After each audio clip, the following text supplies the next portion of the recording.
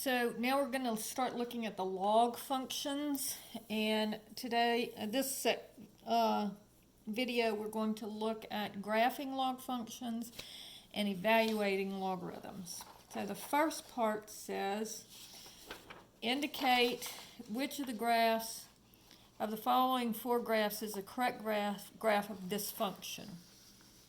All right, so this one, you can see that this is first of all, you can see that because the base is less than 1, it's going to be a decreasing function.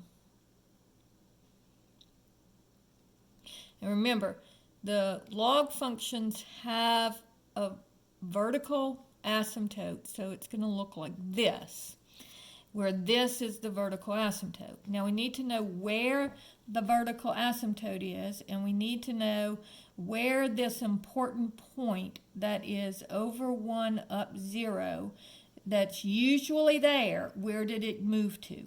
So notice that this tells me that this is shifted +4 over in the horizontal direction. And because remember, if x minus 4 equals 0, then x equals 4. So it's going to go over 4, a positive 4.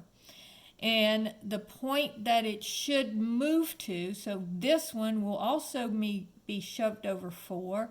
And so if it usually goes here, now it's going to go 1, 2, 3, 4. So it would be at the point, instead of being 1, 0, will now be 5, 0. All right, and so let's see where we have our vertical asymptote will be at 4.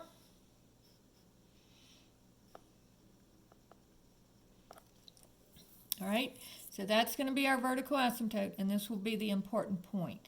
So this one is a decreasing function, just like I said, and it is shifted over a positive 4, but look, it does go through the 0.50. Here's the 0.50 right here. And so this is the correct graph. Notice that this one goes over 0, but it doesn't hit 0.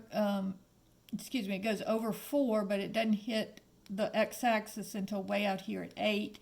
And this one got shifted over -4. And then this one is upside down. So this is the correct graph. All right? Problem number 24 says, graph the function log to the base 5 of x plus 1 minus 3. Okay, so this one, the base is greater than 1, so it's going to be an increasing function. So it's going to look like this. And again, that important point that we usually have is 1, 0. So we're going to see what happens to that point as well. So this is going to shift it over -1.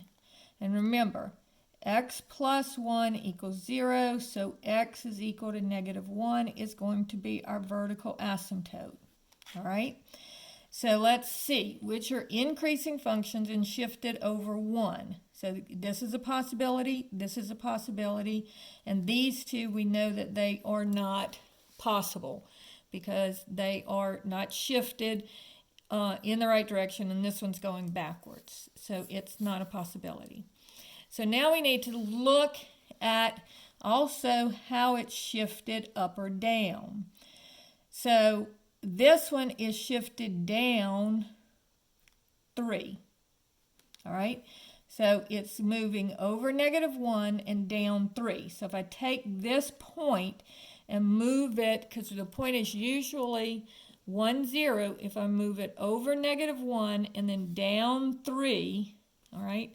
So over -1 and down 1, 2, 3. Here's the point right here. So this looks like the graph. Whereas on this one, if I take this point 1, 0, move it over 1, and this one's only down 1. So if I go down 1, 2, 3, I'm not hitting the graph.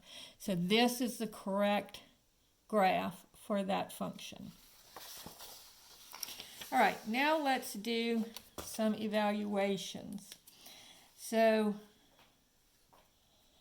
problem number 24 says, evaluate the log, and it doesn't have a base, of 0.001. All right, so this is, we know if it doesn't have a base, it's understood to be log 10. And then let's read this. This is the tenths place, hundredths place, thousandths place. So this is 1 over 1,000. All right? So if I say that equals x, and I put it in exponential form, this would be 10 to the x is equal to 1 over 1,000. Now I want to make my bases the same, but this one is a fraction. So when it's a fraction, I'm going to raise it to the -1. Because remember, if I raise something to the -1, it flips it over. So now, can I make my bases the same? Well, 1,000 is 10 to the, count the zeros, 1, 2, 3. That's 10 to the third. Because 10 times 10 is 100, times 10 again is 1,000. So I have 10 to the third raised to the -1, and I multiply my exponents. So I have 10 to the x is equal to 10 to the -3. Now my bases are the same, and the two numbers are equal, so that tells me that my exponents have to be equal. So I can scratch my bases, and I get x is equal to -3.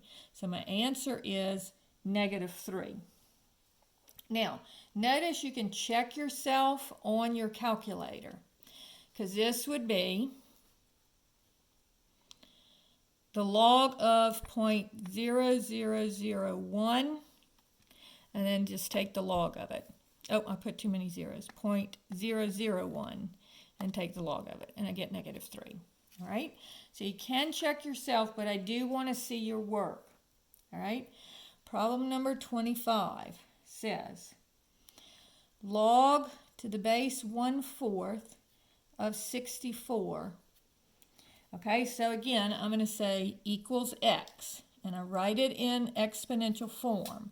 So I say 1/4 to the x is equal to 64. So again, one of them is a fraction, but in this case, this one is the fraction. So I'm going to have 1/4, this will be 4 to the -1 raised to the x, because remember, when I raise it to the -1, it flips it over, is equal to 64. And so multiplying my exponents, I'll have 4 to the -x, and then 64 is 4 times 4 is 16 times 4 again. And if you want to do it on your calculator, just count how many 4s you're multiplying by. 4 times 4 equals 16 times 4 again equals 64. So that's 4 to the third. So I get, again, my bases are the same, so I scratch my exponents, and I get -x is equal to 3, divide both sides by -1, and I get x is equal to -3. So that's problem number 25. And that finishes off evaluating logarithms.